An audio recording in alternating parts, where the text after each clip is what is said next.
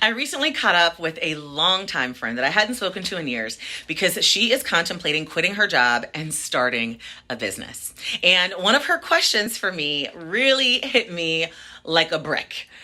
What does she need to know? What are the critical things that she has to know or that she should really know or be considering before she takes the leap and starts this business? So if you think you have what it takes to be a successful entrepreneur, well, before you take the leap, watch this video to make sure that you are aware of the 5 critical things that can make or break your business. Let's get to work.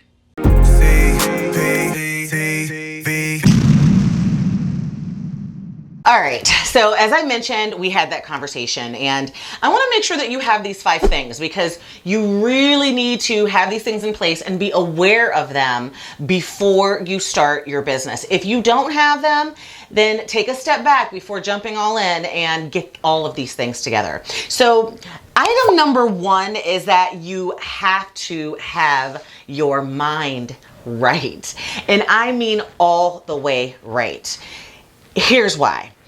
Starting a business is just like having a baby, and you need to make sure that you are prepared to have that baby. The same way that you would think through really truly having a baby, bringing another life into the world. Your business is going to be just as demanding. You're going to have just as many sleepless nights. It may cost you just as much money, and it's going to be just as much of a learning experience as becoming a parent is.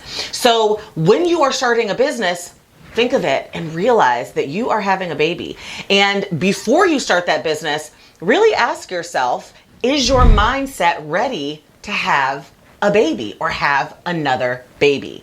That's a huge piece of having your mind right. Can you commit to raising and growing this baby? Or is it something that you think you're going to just be able to toss out with the bathwater, as the saying goes, right? Of course not. You wouldn't throw your baby out with the bathwater, or at least I hope you wouldn't. And you can't do the same thing with this business. No matter how hard parenting is or how difficult it can be, and we all know if you are a parent that it is difficult, you know that you will make mistakes, you know that it's not always sunshine and rainbows and unicorns, but you can't get rid of that child. They are yours for a lifetime. And that is the mindset that you need to approach starting and growing this business with. If you aren't of the mindset that this is permanent, and that you are going to give it your all and make sure that you give it your all so that it will grow and not just give up, then you need to get your mind wrapped around that. Otherwise, you will bail when it gets hard because it will be tough at times. It's going to require a lot of love and commitment and nurturing and wherewithal and learning and hours. And you've got to wrap your mind around that as well. Also keep in mind when you're working through these mindset things is, what is your risk tolerance? And that's a big one. What is your risk tolerance? When and how can you afford to jump all into this business? Where is that? What does that look like for you to be able to transition into being an entrepreneur and being a business owner full time? Is it you've got to get it built up while you're working so that you have a little bit of a safety net and a nest egg before you'll feel comfortable because you have a very low risk tolerance? Or are you someone that has a higher risk tolerance and you say, I'm going to quit my full-time gig, I'm going to dedicate myself to my business full-time and maybe get a part-time gig in order to support me as I'm getting my business off the ground? So you have to really make a decision around what your risk tolerance is. In the beginning of starting my very first business, my risk tolerance was very high. I was like, I had my last straw. I was at my wit's end when it came to where I was working. And I literally walked in and quit and jumped into my business full time. But as I think back, I realized that I didn't have a high risk tolerance. It was probably more medium because I had been doing my business as a side hustle for years. And I felt very comfortable and confident in growing that business and making it successful. And I truly believe that the one reason why it never took off to the levels of success that I ideally wanted it to be and the vision that I had for it was because I had never jumped all in. And so when it came down to it for me and I was just fed up, and I was tired of the shackles that existed in my W-2 job, and I was just completely unhappy and was ready, I just walked in and quit and jumped in head first. So you have to also understand what that risk tolerance is. What does that look like for you? Know what it is and create a game plan around starting your business with that risk tolerance in mind, and also with, are you ready to have a baby in mind? And then the last thing I need you to make sure you realize when it comes to this particular thing, your mindset is, do you have the drive? Do you have the commitment? Do you have the time management skills? Do you have the discipline? Do you have the tenacity to really do this? If any of those things are a weakness for you, or are things that you are still working on, or things that you are still developing, skills that you're still developing, and don't get me wrong, it's okay to develop them. I mean, I think that all of us at different levels in our lives have had to develop discipline. We've had to develop time management skills. We've had to develop tenacity. We've had to develop drive. We've all had to develop that. But if you are in a space in your life right now where you are still working on any of those things, then starting your business might be something that you should delay until you are certain that you have those things in place. Because being a real, true, successful entrepreneur and growing your business requires those skills. Now, item number 2 that you must know, that you must consider, and that you need to be aware of before you start this business is you have to do your research. You have had to have your research completed. And here are the 4 things that I want you to make sure that you have completed and that you know the answers to, that you have documentation, and that you have a clear understanding of before you move forward with this business. The first thing in doing your research is that you have to have research structures and selling platforms that fit your lifestyle goals. Yes, structures and selling platforms that literally fit your lifestyle goals. I cannot tell you how many one-on-one coachees or folks who are in my VIP days, or people that are even in my online programs that send me questions, or we have discussions around the business type that they want. What kind of business? Do they want a brick and mortar business, or do they want an online business? Or they even have these great ideas around these brick and mortar businesses, around these businesses that they have to be present at, like starting a restaurant, or starting, a daycare center, or starting something like that they have to be present in. I have had conversations with them and they're like, yes, I want to do that. I'm like, great. All right. So let's talk about what your lifestyle goals are. And they're like, oh my God, I want to travel. I want to have freedom and flexibility to go where I want, when I want. I want to be able to work from the beach. I want to be able to work from the pool. And I'm always like, huh? What you talking about, Willis? What you talking about, Willis? I know, right? Because those two things conflict significantly. You cannot start a restaurant, but ultimately desire to have a lifestyle where you have the freedom and flexibility to travel whenever you want to. Your restaurant is not going to allow that.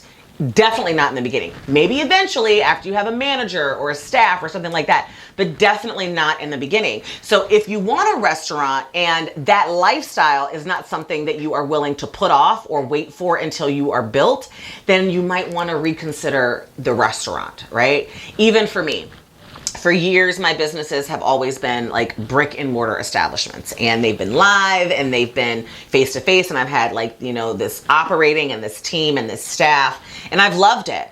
But I definitely have grown to a point in my life, my age, and even in my family structure where I am ready to be back in the travel game. I have a list of so many places that I have not been to in this world. I have a couple continents that I have not been to just yet, and they're on my list. And when my youngest son, and you guys have heard me say this before, when my youngest son graduates from high school, I want to have the ability at that point to be able to jump on an airplane and go wherever I want to and work from wherever I want to, which is a big reason why I've been shifting my business over the last few years from just brick and mortar and a lot of done for you consulting, high ticket consulting services, to more virtual online options that are more automated. I've been adding streams of income in order to diversify. I've been doing lots of things to set myself up to make sure that my business is reflective of where I see my lifestyle going in the next 4 to 5 years. And that is something huge for you too before you start this business. Pick the type of business that fits where you see your lifestyle going. Pick the structure. Online business, freedom, flexibility. You can function virtually. You can do it from anywhere in the world, so you still have that or brick and mortar where you have to be present in the place. You have to have a location, and location matters, right? So keep that in mind. Also do your research on what you're good at and what you love to do. I've had business owners approach me. I had one coachee call me, and her original business idea I thought was great. She loved candles. She loved to light them. She loved to keep them in her home. She followed a few very successful candle business owners on Instagram. And she came to me and she's like, I want to start a candle business. And I'm like, awesome. Yeah. All right. So tell me a little bit about how long you've been making candles. That was my next question. And her response was, I don't know how to make candles. What? What the? I just think it's a great business opportunity. I follow a few people. I think they're great. I love to light candles. So I want to, sell candles. And I totally get that, right? You love something, and you see other people doing it well, and you think this could be what I could do.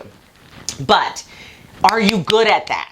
Right? So you need to pick something, and you need to make sure that this business you're about to start is something that you are good at and that you love to do.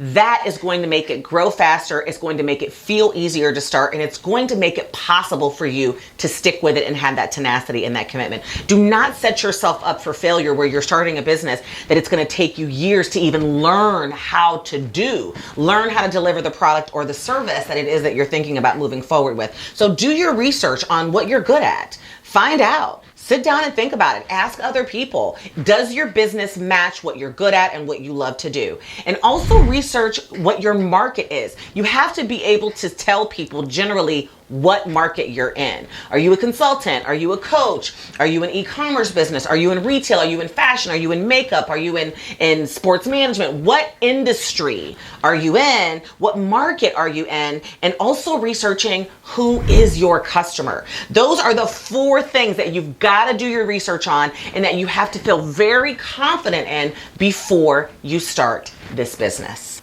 Okay, the third thing that you have got to have a grip on before you start this business is your game plan. You have to have a game plan and a startup strategy with action items.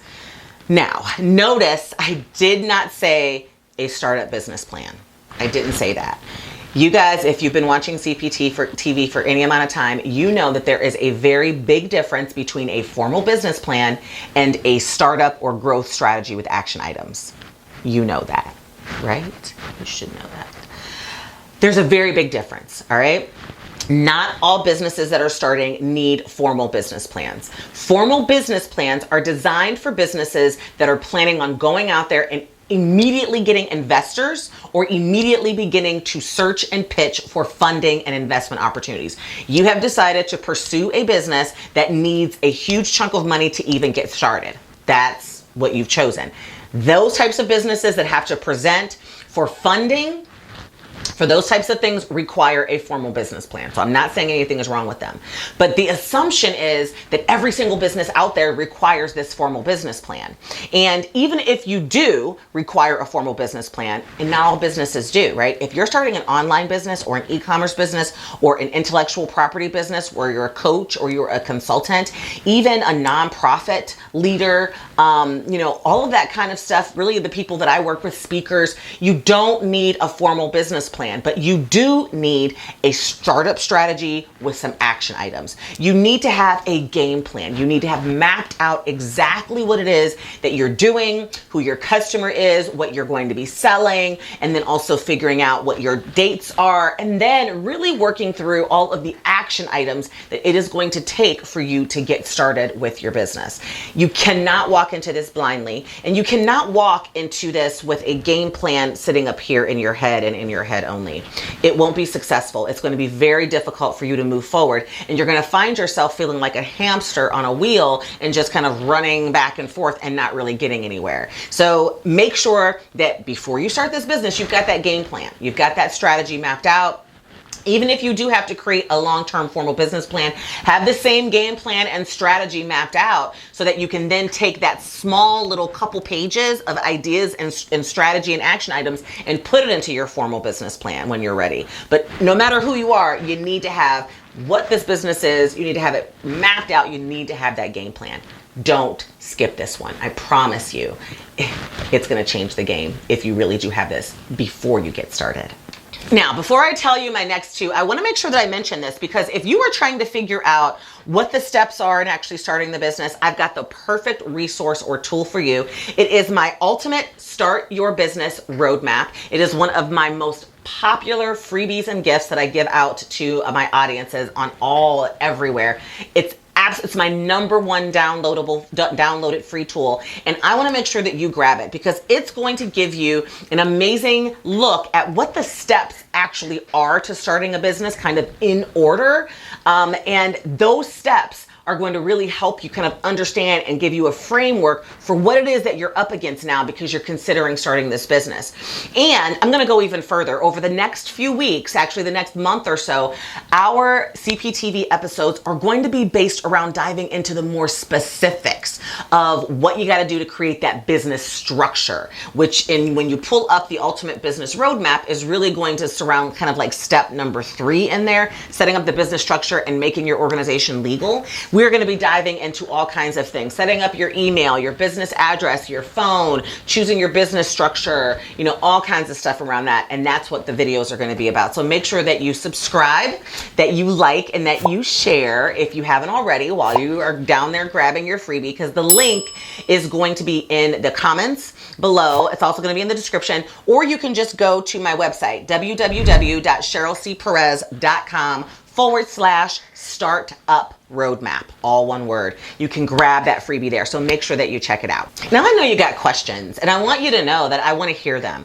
I will make sure that myself and my team is in these comments trying to answer your questions, or even your question might be so good or asked so commonly that I can create an entire video or episode around it. So make sure that you put your questions in your comments in the description, in the comments below. I'm looking forward to hearing them, because I know the overwhelm and the exhaustion and the confusion and the analysis paralysis that you are probably going through right now as you begin to embark upon this journey. I remember that. I've been there.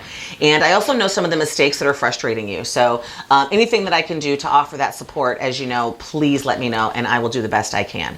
So what's the fourth thing that you definitely need to know before you venture out and start this business? And it is really understanding the job of a CEO, a COO, a CMO, and a CFO. Know who they truly are. Now, why did I give you all of those letters? Because the letters itself can seem a little daunting. Well, the reason is because your reality is this. You are deciding to start a business, hopefully, around something that you do well. We've already talked about that, right? So that means that you are a practitioner of what you do well. And being a practitioner of whatever your product or service is doesn't mean that you already know how to run a business. It doesn't mean that. So, for example, and I use this example a lot, if you are really, really good at making desserts, cakes, cookies, pies, all of those types of things, you have a knack. You make them beautiful, they are gorgeous, they taste amazing.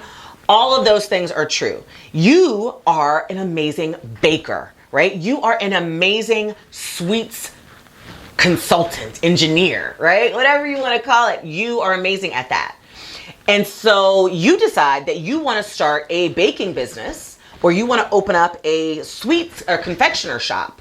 Great, right? The moment that you move from just baking to actually creating a business surrounding your baking, you now no longer have to only be a good baker. You also have to be a CEO, a COO, a CMO, and a CFO. You are going to need to have the skills of a chief executive officer. You are going to need to have the skills of a chief operating officer. You are going to also need to have the skills of a chief marketing officer, and you're going to also need to have the skills of a chief financial officer. So when you are starting a business, you need to understand who those people are. You need to understand what those people do every single day in other corporations and in other businesses. Because when you become the business owner, you are no longer just practicing your craft and your skill. You are also growing and building a business. And there are two different skill sets that exist in that dynamic. So I'm not telling you that eventually you won't be able to hire someone to take over all those roles. That's not what I'm saying at all. You absolutely will if you do this thing right and you grow it right. You'll have a CFO, you'll have a CMO, you'll have a COO, and you'll always be the CEO, right? But you have to understand what those jobs are, because initially, while you're getting started, you're going to be all those people. And it's going to be impossible for you to be those people if you don't know who those people are or what those people do. So take a moment and look up the job description of a CEO. Look up the job description of a CFO, of a CMO, and of a COO. And make sure that you truly understand what those jobs are and what you are becoming and committing yourself to being up against. And if there are skills in those job descriptions that you have no idea how to do or you have no experience in, then learn. Begin your learning process. You're already learning because you're here. You're on CPTV and you are trying to learn. And I do videos around all of those positions and all of those roles, right? But make sure that you are embracing online courses or courses at your local college, or getting a mentor or getting a coach or getting someone who can help you develop those skills, babe, because you are not going to be able to just start this business because you have a great idea and you have a name and you have a logo. You are definitely going to need those skill sets beyond just baking to make it successful. And the fifth thing that I want to make sure you know that you're going to be up against before you start this business is that you must understand that there is an order, a true order to setting up your basic business structure, a basic order to doing it. So what do I mean? Well, one of the number one questions that I get here on CPTV, especially around some of my other videos, is what's the order that I need to go in order to successfully set up my business structure, in order to make sure that I can get my LLC, that I can get my tax ID, and that I can make my business legal. And it never really dawned on me until I thought about it that wouldn't be like kind of common knowledge. So yes, there is an order. There are some things that you should do first, and then another thing you should do second and third and fourth and fifth. And I just want you to know that because that hit me, and because I realized that folks really need that information, I decided that I'm working right now as we speak on a special free training that I'm going to make available to everyone on CPTV and all of my social, that will literally walk you through the steps that you need to set up your basic business structure. I will. I'm working on it right now. I'm actually putting the finishing touches on it because it's longer. The training is longer than the average YouTube video. I will not be able to do it here on YouTube, but I will make it free. I will give everyone access to it because it is a critical need. I have heard that, but there is an order. There is a way that you can do things that makes it easy and seamless and perfect without wasting money, without making mistakes, without having to go back and change things, without not having this piece of information when you go to this piece of paperwork because you didn't know you needed to do this first in order to get this done. You know what I'm talking about. If I'm speaking your language, you want to know the order too, and I am working on the training, but there is an order. And over the next few weeks, I'm going to also be talking about some of those things that are in that order. I'm going to be training on some of those things that are in that order. But most importantly, I think in the next week or so, especially next week's video, the training should be done, and I will make sure that this video, while it's not today, the day that it's first been published, at some point down below, there will be a link for you to access this video, depending upon when you're watching it, for you to access that training. And then definitely in next week's video and beyond, I'm going to make sure that training is in there because it is free. And I think I'm going to tie it to the startup business roadmap and make all of that available to you guys, because it is stressful when you're trying to set up your business structure. You're trying to figure out your LLC, your EIN, your address, your phone, your email, your brand name, your domain, your website. When you're trying to figure out all that stuff that you know is basic to starting a business and you don't know what order it is, and you're figuring it out alone as you go along. So I'm here to save you. I'm here to give it to you. So let me know in the comments below if you want that training. Just say yes, CP, in the comments below, and I will make sure that I comment directly to you with that link when it is ready to go. All right? So yeah, but you need to understand that there is an order. Just make sure you realize there is a certain order that you can actually get your entire business structure set up in 7 days. I promise you. then I'm going to teach you how. All right, so hopefully these things are all things that as I was going through it, they're things that you're just checking off. You're like, yep, got it. Yep, got it. Yep, got it.